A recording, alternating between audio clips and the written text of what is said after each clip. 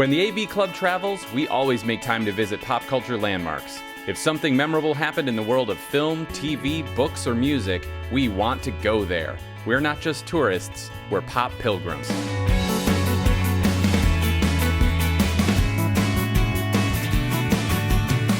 Philadelphia has long served as an incubator for notable music, from the great soul music of the 60s and 70s to hip-hop a couple decades later.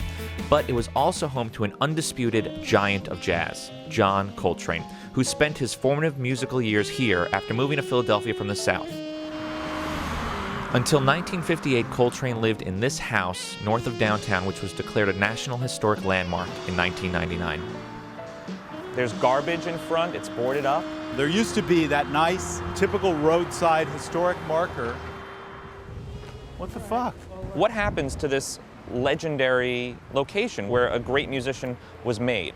Looking at it now, it's just another rundown, abandoned-looking house in West Philadelphia.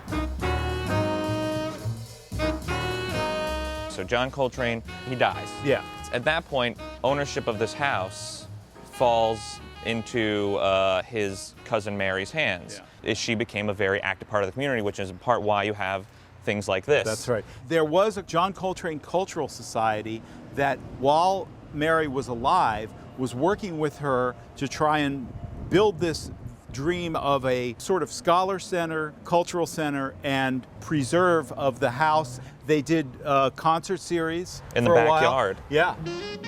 Mary died, and you know, as best we know, he was here. He was living here at the time when Miles Davis calls. And now, at that time, Miles was a stone cold star. As Coltrane started to develop in Philadelphia as someone who could burn the house down when he showed up, that word did spread. And people like Dizzy Gillespie were running around talking about, you got to hear this guy, John Coltrane. Miles Davis made that call based on word of mouth.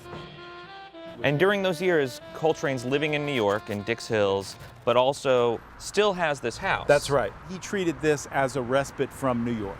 So what do you think the musical legacy of John Coltrane is? Up to that point, bebop harmony moved in a very sort of sequential fashion.